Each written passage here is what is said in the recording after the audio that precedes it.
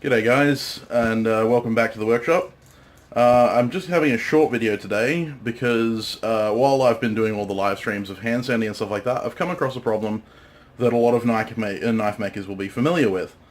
And I wanted to cover how I deal with that certain problem. So, I was in the middle of hand sanding this File Fighter blade, and I came across a little spot right there.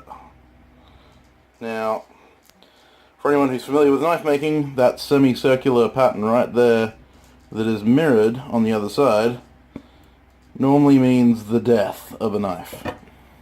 That's a crack. And I always hate finding these. It's unfortunately inevitable when you're a knife maker. You will find cracks. You will find deformations in your steel. So, what do you do? Well, my response... Right. So, just going to deal with this blade. Take it out to the backyard. And back inside.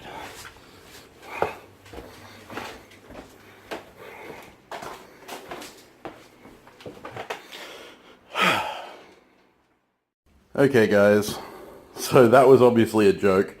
I'm going to be here at the grinder, remove that cracked area, and yeah, reprofile it. Using a 120 grit belt, I don't need to use anything more powerful than that, like a 60 grit, because otherwise I'm going to have to, sand through those marks as well. So yeah, we'll do that now.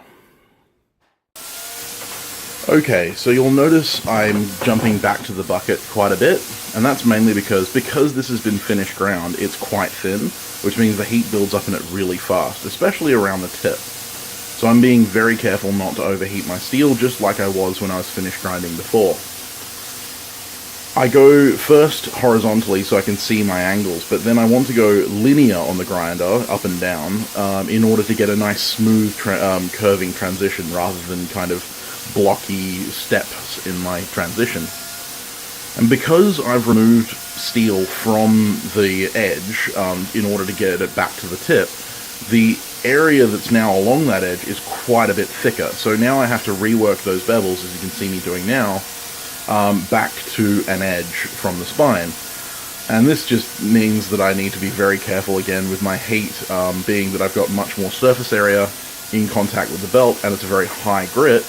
I want to be careful not to burn my tip.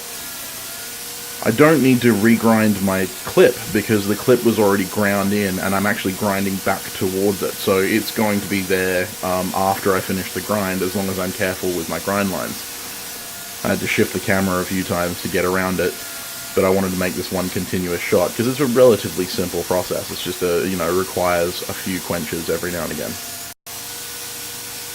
I think one more step and I'll be done here.